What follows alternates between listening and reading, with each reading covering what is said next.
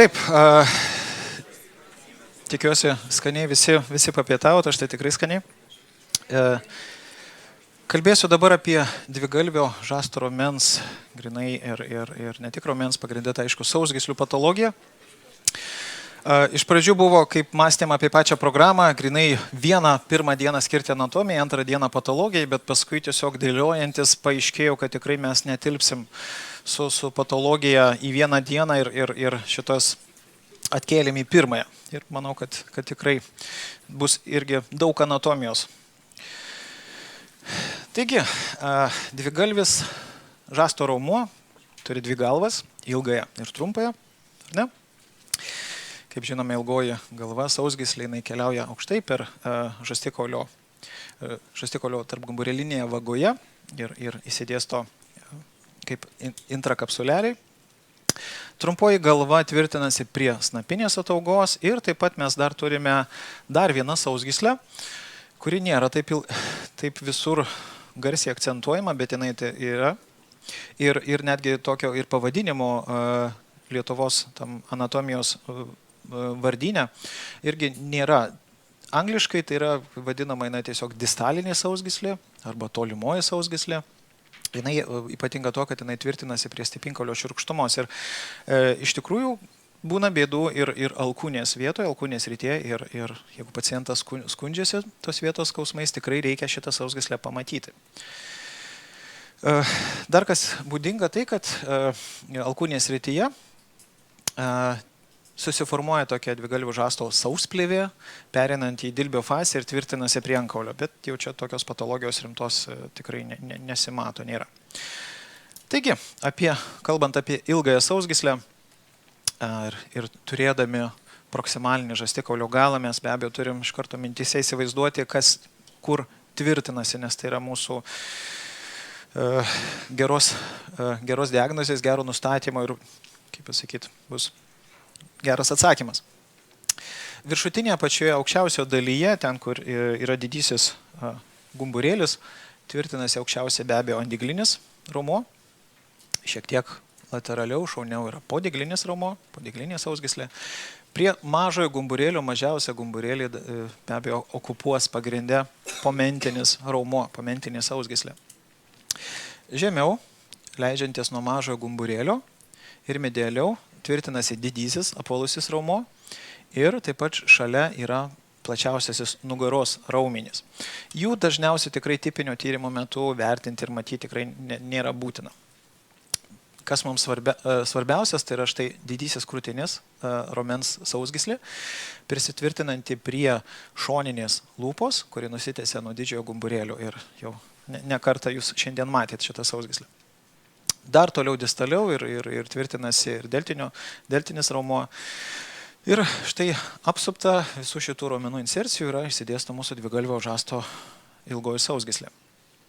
Na, vaizdai jau matyti, kartojamės anatomija, taip, mūsų įsidėsiuosi dvigalvo žasto raumens sausgyslė ir kaip tai atrodo anatomiškai. Turim mažąjį gumburėlį, turim didįjį gumburėlį ir štai ateinantį dvigalvio žasto sausgyslę.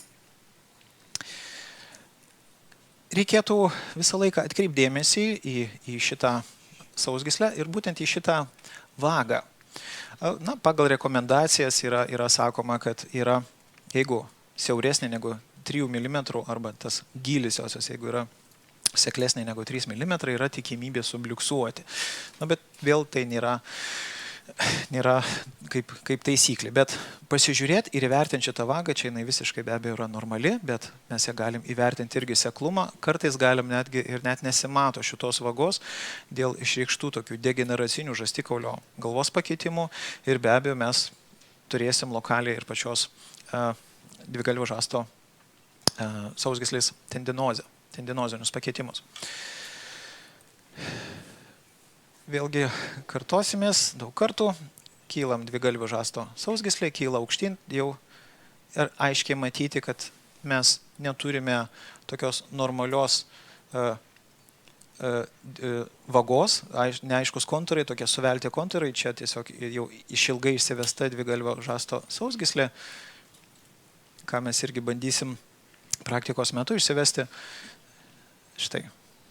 Skaidulas irgi gan sudėtinga išdiferencijuoti, tiesiog dėl, vėlgi tas pats vaizdas, kylam aukštyn, mažasis gumburėlis ir mes aiškiai matom, kad vagos kontūrai yra tokie erozuoti. Vėlgi čia amžiniai pakeitimai ir pati sausgyslė jinai nėra tokia graži, aiškia struktūra ir be abejo jos yra tendinoziniai pakeitimai, bet tik tais tiek, čia galima, priskirti amžiniams pakeitimams.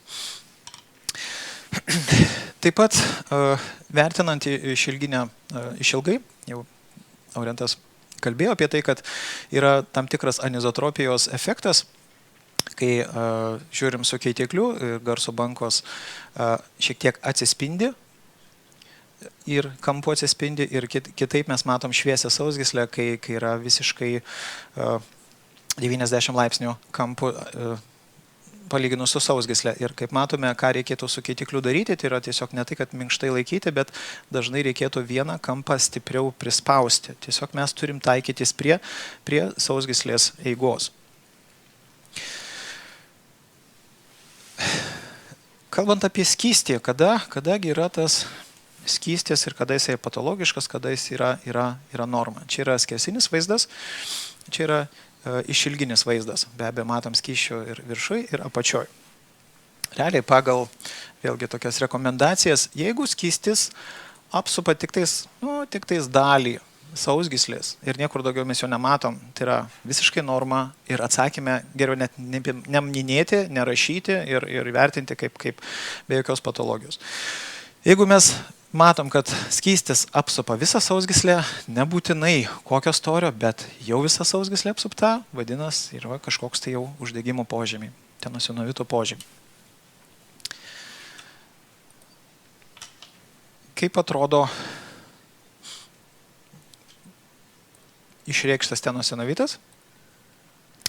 Akivaizdžiai matom ir degeneracinius aplinkinių kaulų pakitimus ir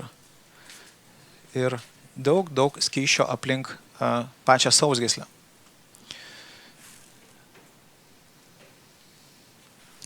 Pa šitą pacientą galim šiek tiek padetalizuoti. Tai yra, vėlgi grįžtant atgal, matome, kad šiuo atveju anizotropija mums yra ir dėkingas tyrimas, ne tik tais, kad trukdantis, bet ir geras tyrimas. Kodėl? Todėl, kad jeigu sausgyslė mūsų dominančiai vietoj keičia anizotropiją, vienas siek šviesesnė, kitas siek baltesnė, vadinasi, yra normali. Vadinasi, su ja viskas tvarkoj. Bet šitos tendinozinės zonos, degeneracinės zonos, joms nesvarbu, kaip mes žiūrėsim, jos iš bet kurios pusės atrodys tamsios. Mes tai ir galim parašyti, kad yra tendinozinės zonos.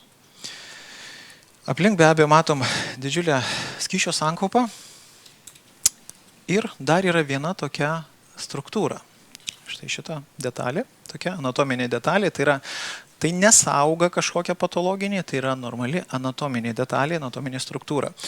Viskas yra dėl vystymosi, mes čia turime sausgyslinę makštį, čia turime sausgyslę, čia kraujagyslę ir, kaip matot, eigoje, vystymosi eigoje, sausgyslė po biskį įauginėja į pačią sausgyslinę makštį ir štai šitoje vietoje susiformuoja taip vadinamas toks terminas mezotendon. Štai šitą vietą. Dėl vystymosi. Ir vertinant schematiškai sausgyslės skersinį vaizdą, mes turime centre sausgyslę, turime štai šitą mezotendon. Kartais šita mezotendinozinė jungtis jinai sunyksta ir turi savo kitą pavadinimą vinkulą, kas yra aktualu, pavyzdžiui, pirštuose, tyriant pirštų lenkiamasias sausgyslės, štai šitos vinkulos, tokie raišteliai, kažkada vystymosi eigoje pasilikusios raištinės struktūros. Toliau turime tiesiog parietalinį lapelį dengiantį, sinovialinis skystis. Normos atveju mes jo nematysime. Pasieninis lapelis ir tiesiog aplink supantis fibrozinis audinys, peraugintis į aplinkinius audinius. Ir štai per šitą mezotendon dalinai sausgyslė gauna irgi kraujotaką, maitinimą. Einam prie klinikinių atvejų. Čia mes turime štai 69 metų moteris, skausmingi judesiai, tipiniai dažniausiai nusiskundimai. Nieko nesakysiu, patys pasižiūrėkit, ką mes galim pamatyti. Čia yra sausgyslė. Čia. Ir aplink šalia. Vėlgi grįžtu atgal. Štai. Čia tokiu atveju, kai formuojasi praktiškai kaip jau cistinė struktūra. Čia dabar išilgai, šita vieta čia išilgai eina sausgyslė ir štai mes turime susiformavusi netgi savotiškai ganglioną. Tiesiog aplink pačią sausgyslę, tiesiog ganglionas, iš dvigalvio žasto raumens sausgyslės išsivysiusis ganglionas. Ar kaip pavadinsit, vėlgi neturės didelio struktūros reikšmės, nes jūs pažymėsit dydį šitos vietos, pažymėsit, kad apsupa, būtinai, kad dvigalvio žasto sausgyslė įsidės to pačiame ganglione. Ir taip. O tai jūs argumentuojat, kad ganglionas, kad ten nėra senovės, nematot? Tai galima sakyti ne kiek ganglionas, kiek gangliozinė tokia struktūra. Tiesiog dėl to, kad jinai... Tikrai aš sutinku, tikrai tas gali būti. Jeigu būtų paprasta skysčio sankopa nueinanti sausgyslę, būtų ten nusinovytas, bet man užtenka to, kad yra tokia gangliozinė cistinė struktūra. Taip, jisai panašus į manį ganglioną, aš tada rašau, kad tai ganglionas. Šiuo atveju vėlgi ganglionas arba cista, aiškiai ribotas darinys, jame matome mes dvigalvio žasto sausgyslę ir be abejo matyti visokių fibrozinių pertvarėlių dėl lėtinių pakitimų. Akivaizdu, kad ten šitas darinys pas ją labai seniai. Vyras, 74 metų, skundžiasi vėl, nusiskundimai tie patys ir šiek tiek dar čiuopiamas toks sukietėjimas žasto priekinėme vidurinėme trečdalyje.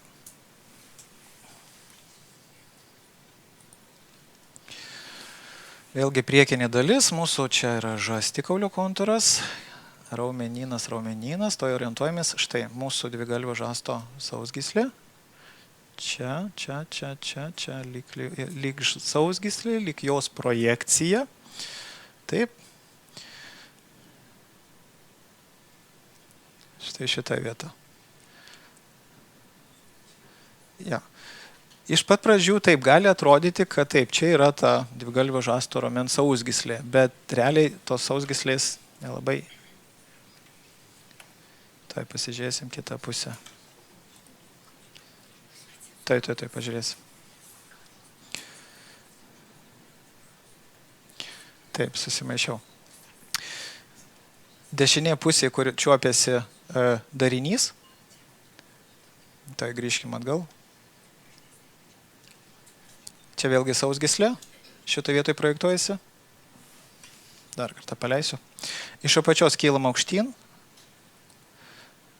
Štai, pradeda formuotis nestruktūrinė raumeninė dalis, būtent dvigalvio žasto raumens sausgyslės, raumeninė dalis, su skysčio intarpais. Dar kylam aukštyn, skystis, dar kylam aukštyn. Jo, šitoje vietoje yra visiškas nutrūkimas. Čia yra likusi tokia, kaip minėjau, tendinozinė dvigalvio žasto raumens sausgyslės dalis, o čia aplink yra skysčio.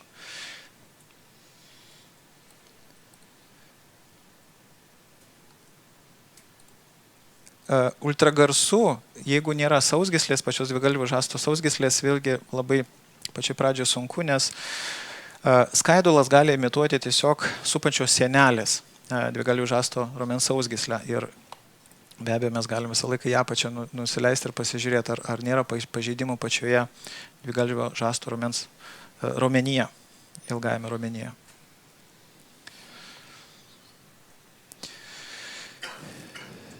Taip, atsakymas buvo tiesiog dvigalvio žasto raumens pilvelis sutrumpėjęs, yra didesnio echogeniškumo, tai rodo, kad yra, jeigu raumuo darosi didesnio echogeniškumo, jisai fibrozuoja.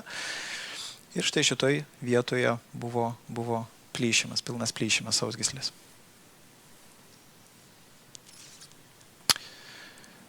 Išvada būna štai šitoj dvigalvio žasto raumens sausgyslės distalinė dalis, čia proksimalinė dalis, yra visiškai tuščia makštis, nėra sausgyslės.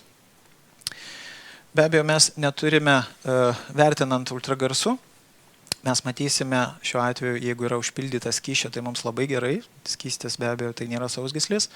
Štai šitoj vietoj matome proksimalinę sausgyslės dalį likusią ir važiuojant į apačią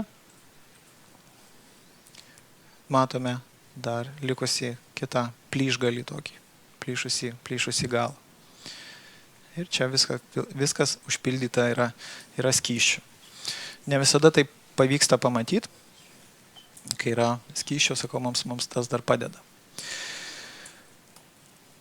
Kitas pacientas, vėlgi tie patys nusiskundimai.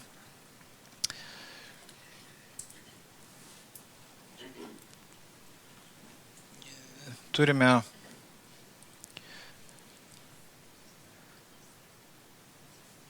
susižiūrėkim, turime vėlgi žastikolis, aplinkinis raumenynas ir kažkas štai hiperechogeniško štai šitoj vietoje, ar ne?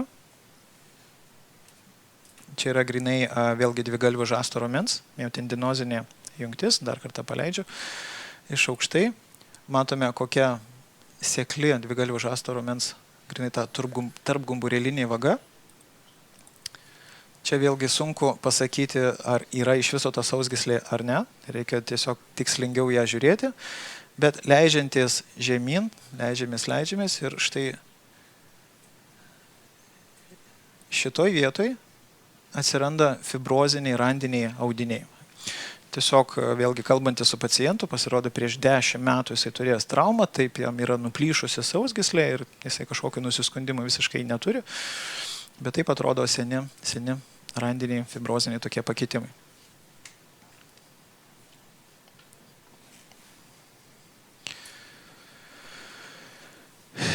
Na tą ir pasakiau tam pacientui. Kita moteris.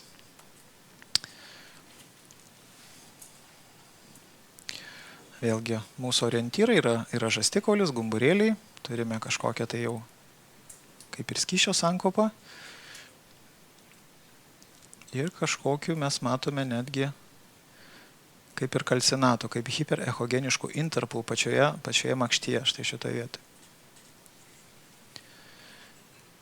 Irgi atkreipiu dėmesį, kad didžiausia problema atrodo čia ir skysčio sankopa, ir kalcinatai štai distaliau, štai šitoje vietoje kaip ir viskas subliuškia, sulipia, ar ne? Va, norėtųsi, kad jeigu yra skysčio, kad ir toliau nueitų tas skystis, bet taip ir užsibaigė, atrodo. Tai yra vėlgi tokia kaip ir patologija. Dar kitas pavyzdys to paties paciento. Aiškiai matom nestruktūrinę dvigalvio žasto raumens ilgąją miotendinozinę dalį. Irgi skysčio, irgi tas raumojas sutrumpėjęs, nestruktūrinis. Štai šita vieta. Skysčio aplink nematom, tai akivaizdu, kad pakitimai jau tikrai seni. Čia vaizdas yra išilgai miotendinozinės dalies.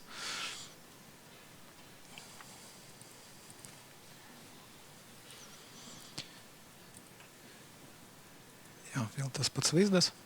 Vėlgi, tai yra dvigalvio žasto ilgosios sausgyslės pilno plyšimo požymiai. Kas yra šitie tokie kalcinatai? Irgi geras klausimas. Mes turime vėl senas plyšimas, plyšia gali būti ir štai šitoj vietoj, nes nesimatė, kad toliau diferencijuotų sausgyslė, čia tiesiog kažkokie, kaip ir sausgyslės likę draiskalai galima pavadinti. Ir štai mes turime hiperechogenišką intarpą. Tai yra, taip vadinami, laisvakūniai. Jie formuojasi įvairiai, iš įvairių, kaip pasakyti, sričių. Aiškiai riboti, apvalūs, ovalūs ir įvairios formos gali būti pavieniai, gali būti dauginiai. Dažniausiai dėl ko vertinamat, kad yra dėl išreikštų degeneracinių peties sąnario pakitimų, kai yra formuojasi kraštiniai osteofitai. Pačios tos kraštinės ataugos jos darosi mažiau vaskularizuotos, mažiau kraujingos ir kartais jos ima ir atsiskiria nuo krašto, nuo kaulinio krašto, čia tokia teorija, ir tiesiog tampa kaip laisvakūniai, jie gali plaukioti belekur ir belekaip. Kadangi mes žinom, kad tarpgumburėlinė vaga, kad jinai yra dvigalvio žasto raumens sausgyslės makštis, jinai susisiekia su sąnarinė ertme, gali būti, kad vienas iš tokių laisvakūnių atkeliavo į šitą priekinę sritį.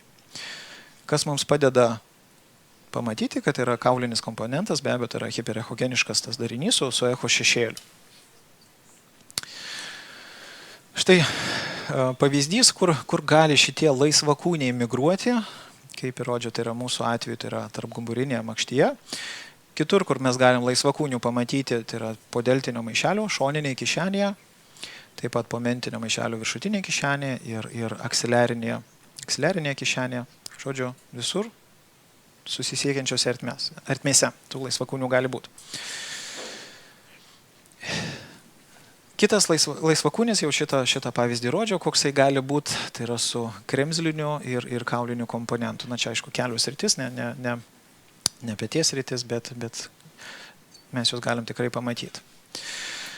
Štai, kaip atrodo rentgenogramose, kaip mes juos galim pamatyti, išreikšta be abejo peties sąnario artrozė.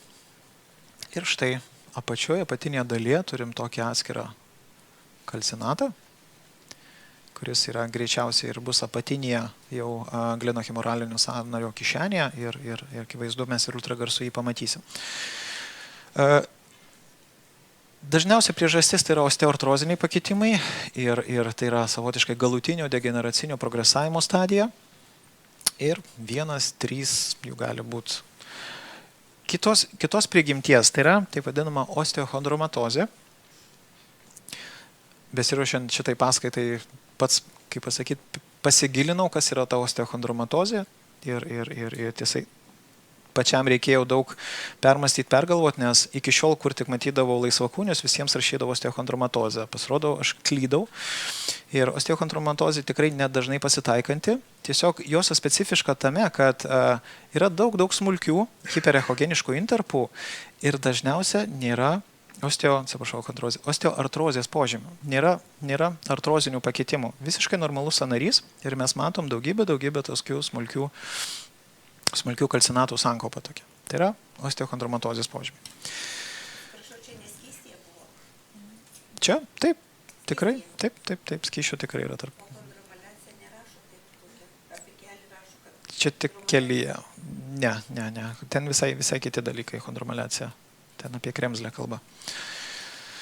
Dar gali būti patologija, tikrai nesu susidūręs, bet literatūra rašo, štai mato tokie gausu hipoechogeniškų, kaip grūdelio formos, kaip taip vadinamų ryžių kūnelių intarpų, kurie jau būdingi labai lėtiniam reumatoidiniam artritui ar netgi lėtai tuberkuliozei. Nežinau, tokių nesu matęs, bet irgi galite susidurti. Dar viena anatominė struktūra, apie kurią norisi pasigilinti ir pakalbėti, tai yra rotatorių tarpas arba dar kitaip vadinamas rotatorių intervalas, kuris yra suformuotas savotiškai iš trijų struktūrų, tai yra trikampis, iš viršaus tai yra andiglinė sausgyslė, matote viršūnė, iš apačios yra pomentinė sausgyslė, o bazę sudaro snapinė atauga. Savotiškas toksai trikampis.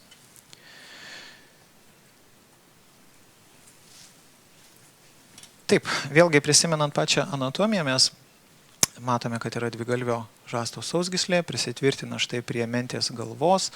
Čia mes turime glenohemoralinį sąnarį ir šitas sąnarinis skystis jisai susisiekia laisvai vienas su kitu. Ir štai čia yra mūsų šitas rotatorių tarpas. Iš viršaus rotatorių tarpas yra pridengtas, tai vadinamo korakohumeraliniu arba snapinio žastikaulio raiščiu. Kas mus domina labiausiai ir galėsim pabandyti ultragarsu pamatyti, štai šitas spalvotas struktūras. Mėlyna struktūra tai yra dvigalvio žasto sausgyslė, prisitvirtinanti prie mentės viršaus. Pačio prisitvirtinimo mes niekada nepamatysim, nes ultragarsus tai yra per giliai, bet sausgyslę mes tikrai galim pamatyti.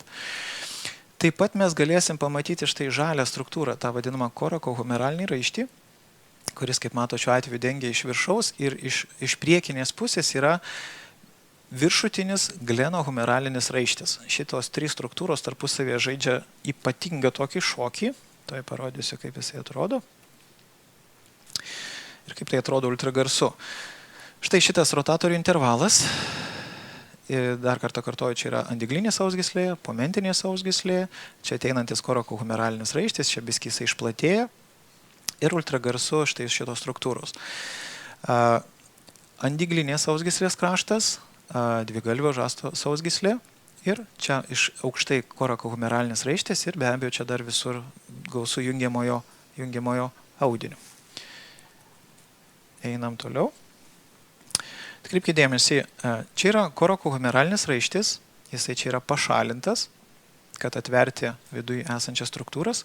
Čia yra dvigalvio žasto raumens sausgyslė ir štai šita struktūra tai yra viršutinis glenohumeralinis raištis. Jos žaidžia štai taip. Priekinėje dalyje korakohumeralinis raištis jisai įsidėstų tokiu pusmėnuliu iš viršaus, o viršutinis glenohumeralinis raištis yra tiesiog toks kaip, įsidėstos rutuliukas šalia. Vidurinėje dalyje susiformuoja taip ir vadinama tokia T formos santykis tarp šitų dviejų raiščių, o dar distaliau yra apsupa iš apačios. Be abejo, viskas tai ne šiaip sau yra sugalvota ir tas turi savotišką prasme. Prasmė yra pagrindė tame, kad dvigalvio žasto sausgyslė nesubliuksuotų šitoj vietoj. Viskas yra stengiamasi sutvirtinti aplinkiniais raiščiais, nes, kaip žinome, čia iš viršaus andiglinė sausgyslė, čia momentinė sausgyslė ir čia susiformuoja toks tarpas. Visa ta, kad sutvirtinti šitą sausgyslę, kad jinai šiaip sau nesubliuksuotų ir yra tokios aplinkinės struktūros, kurios čia tokia kaip netgi ir dviguba apsauga, kad neįvyktų subliuksacija. Kaip tai atrodo ultragarsu ir galėsim pabandyti tą pamatyti. Čia yra andiglinė sausgyslė, podiglinė sausgyslė. Šičia mes turime dvigalvio žasto sausgyslę, matome jinai tokia pailgos formos. Štai iš aukščiau tokia gan stora struktūra yra būtent korakohumeralinis raištis arba snapinis žasto raištis. Štai šita vieta. Ir iš šitos pusės vėlgi sunkiai išdiferencijuojama, bet yra viršutinis glenohumeralinis raištis tokia zona. Nes jinai jau pereina grynai į aplinkinės tokia raištinius audinius, kurie irgi susijungia ir apsupa ir podiglinę sausgyslę, ir andiglinę sausgyslę. Visa tai yra šitos dvi struktūros, kaip sakau, stabilizuoja dvigalvio žasto sausgyslę.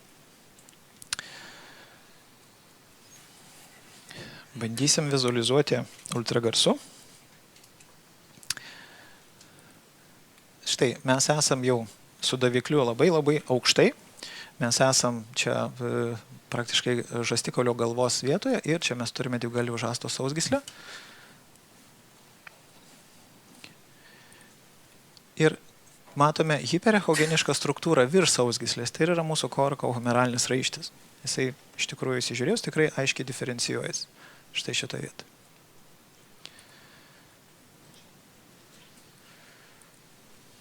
Leidžiantis žemyn, korakohumeralinis raištis jisai perina į skersinį žastikaulio raištį. Skersinis žastikaulio raištis jisai tai yra raištis jungiantis mažai gumburėlį su didžiuoju gumburėliu ir savotiškai pridengia iš viršaus dvigalvio žasto sausgyslę, kad nesubliuksuotų. Bet realiai, kiek yra patikrinta, šitas skersinis raištis jisai vaidina menką reikšmę. Daug svarbesnis yra būtent tas korakohumeralinis raištis. Kas būna su šituo raiščiu ir kodėl reikia matyti ir žinoti? Čia yra pavyzdys, kaip dvigalvio žasto sausgyslė jinai subliuksuoja į priekį ir matome, yra šiek tiek paspaudžia momentinę sausgyslę. Čia yra plyšusi dalis šito korakohumeralinio raiščio ir mes galim pamatyti tokį vaizdą. Tai yra dvigalvio žasto sausgyslė ir natūralu, kad šitoj vietoj jinai jau yra tas korakohumeralinis raištis jau ir kaip ir paplėštas. Čia taip vadinama tokia Haber-Meyer klasifikacija, bet vėlgi tikrai nereikia prisiminti, nes tai yra magnetinio rezonanso naudojama klasifikacija. Mes tikrai ultragarsu, aš abejoju, ar pamatysim ir įvertinsim. Principas yra toksai, kaip matot, pirmas tipas, tai yra tiesiog pirmo pažeidimo metu yra plyšimas korakohumeralinio raiščio ir viršutinio glenohumeralinio raiščio. Antras tipas yra papildomai dar paplyšusi insercijos vietoje andiglinė. Šičia tik pomentinė sausgyslė. Ir ketvirtas tipas, kaip viskas yra suplyšę. Iš pavyzdžių, ką mes galim pamatyti, tuoj parodysiu. Vėlgi, žastikaulio kontūras, mūsų tarpgumburelinė vaga, kylam aukštyn, kylam. Visokie papildomai dariniai, kurių tikrai neturėtų, osteofitai kažkokie, taip, bet tai yra įprastiniai dariniai. Bet mūsų vaga čia, ar ne? O aš dabar keitiklį suku į vidinę pusę. Čia mūsų sausgyslė, dvigalvio žasto sausgyslė. Jos nėra savo vietoje. Matom. Čia yra skersinis vaizdas, čia mūsų mažasis gumburėlis. Jis visiškai dislokuota iš savo vietos. Vaga yra šitoje vietoje. Ir matosi, vos matosi pomentinė sausgyslė irgi greičiausiai dalinai jinai paplyšusi, nes vos jinai vizualizuojasi. Dar kartą kartuoju, šitam pacientui mes turime mažai gumburėlį, vaga yra čia, o sausgyslė yra čia.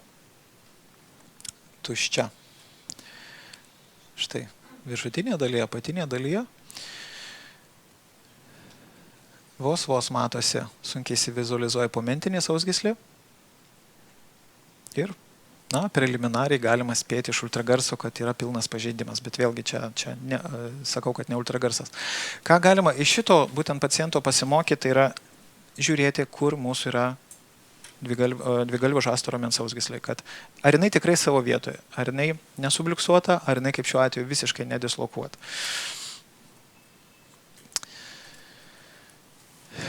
Kitas pacientas, jau matytas vaizdas, man tikrai irgi patiko toks įspūdingas vaizdas, tai yra dvigalvio žasto sausgyslė, jinai natūraliai yra tikrai sustorėjusi, tartum atsiskiria, dalis subliuksuoja, dalis lieka vietoj.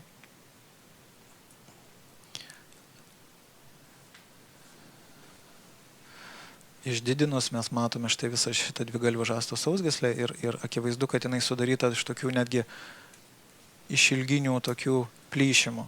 Aišku, ir šita vieta plyšusi ir čia plyšusi. Toliau, kalbant apie trumpąją sausgyslę, mes žinome sudėtingą anatomiją, kas tvirtinasi prie snapinės ataugos. Tvirtinasi trumpoji dvigalvio žasto sausgyslė ir taip pat bendrą inserciją, bendrą prisitvirtinimą turi snapinis žasto raumuo, bet dažniausiai vertinami kaip bendra tokia insercija. Kalbant apie burzas, apie maišelius, čia vėlgi yra labai sudėtinga anatomija. Tai yra du maišeliai. Tai yra posnapinis ir pomentinis maišeliai. Anatomija yra tokia, kad mes čia turime dvigalvio žasto trumpąją sausgyslę, žastinį snapinio žasto sausgyslę, bendrą inserciją. Tarp šitų dviejų sausgyslių ir tarp pomentinės sausgyslės ir išsidėsto mūsų posnapinis maišelis. Tarp pomentinės sausgyslės ir praktiškai jau sąnario yra įsidėsiusi pomentinė sausgyslė. Ir šitoje vietoje kartais susiformuoja tokia nedidelį kišenėlį. Kaip tas atrodo skersinėme vaizde, vėlgi kartoju. Tai yra dvigalvio žasto trumpoji sausgyslė, šita mėlyna spalva, tai yra posnapinė burza, šičia pomentinė, taip vadinama kišenė, viršutinė kišenė. O štai šitos spalvos, tai yra būtent, jeigu prisimenat apie raiščius, tai yra viršutinis, vidurinis ir apatinis glenohumeraliniai raiščiai. Ir patologijos metu, jeigu yra patologija, būtent glenohumeralinėme sąnaryje, jo gali daugėti skysčio, kaip matote, apatinėje pažasties kišenėje, gali didėti ir štai šitoj vietoje, po pačia snapinė atauga, bet tai bus pomentinė kišenė. Daug anatomijos sutinku. Kaip tai diagnozuoti ultragarsu? Tikrai nėra lengva ir tikrai nereikėtų užsikelti galbūt tokių uždavinių, yra tam tikri tokie niuansai, galima sakyti. Jeigu mes turime, kad pats nesusimaišyčiau,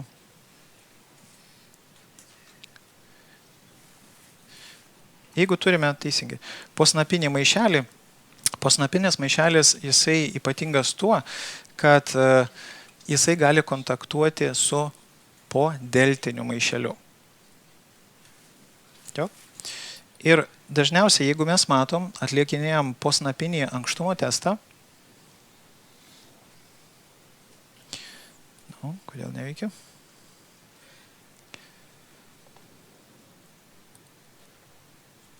Pasitriko.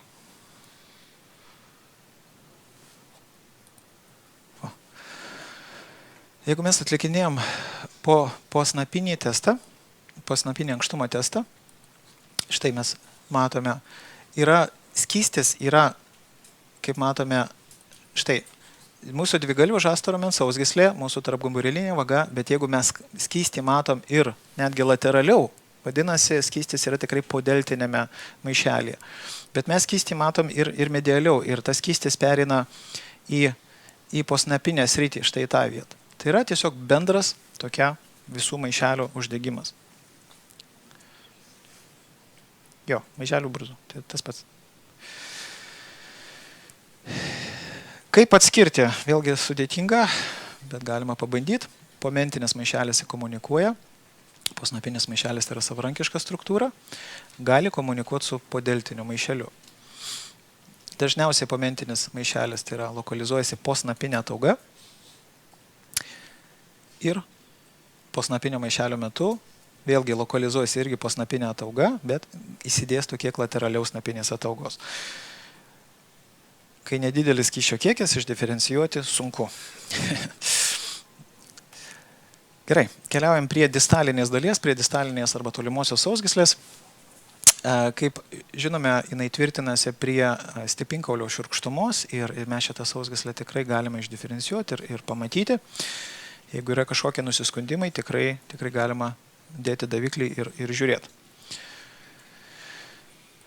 Vėlgi, čia yra mūsų normalus variantas, čia mūsų žastikaulio distalinė dalis, raumenynas ir štai mūsų besiformuojanti sausgyslė.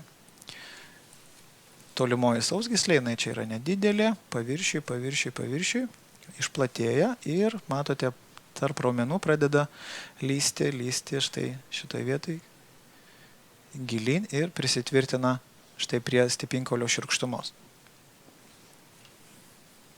Kaip atrodo išilginėme vaizde, mūsų štai distalinė sausgyslė. Keliaujam ir jinai taip įstrižai pradeda leistis, leidžiasi.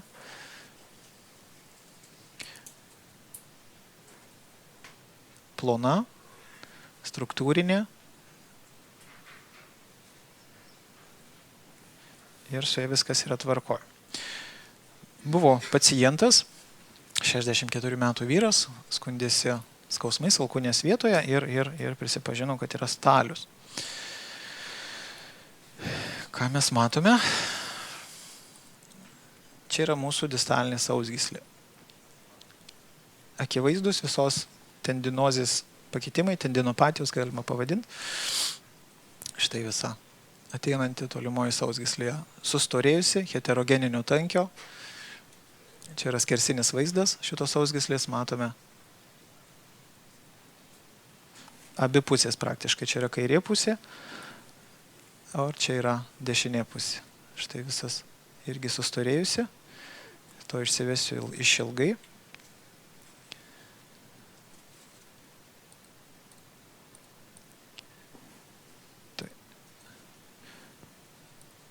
Štai, nuo čia iki čia yra distalinė sausgyslė pati sustorėjusi.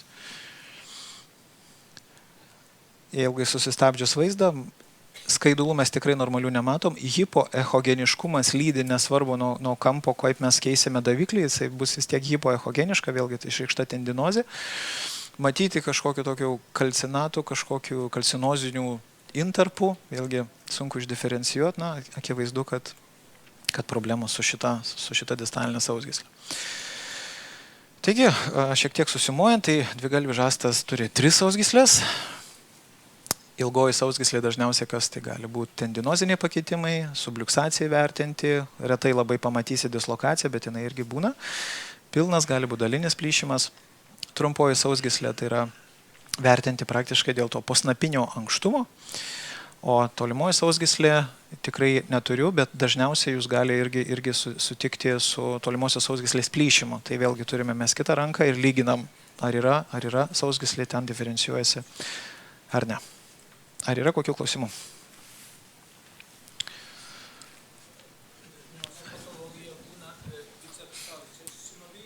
Taip.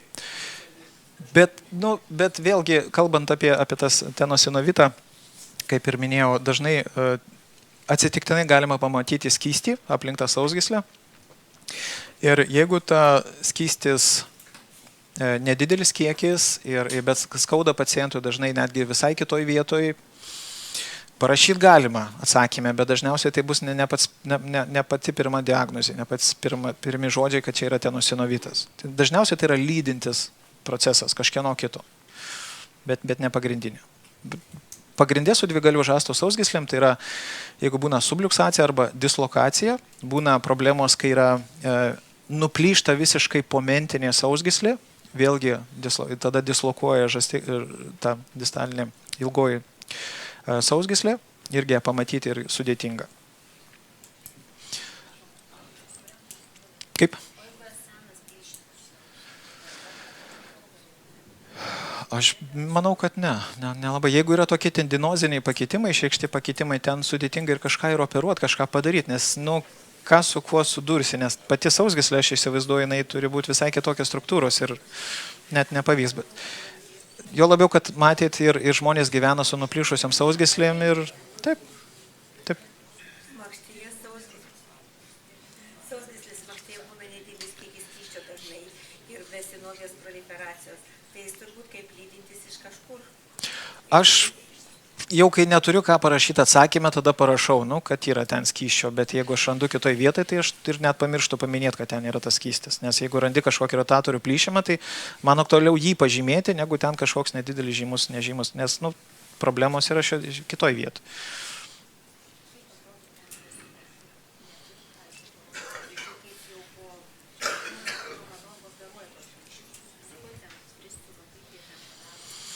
Ne, tokių nepapuolė.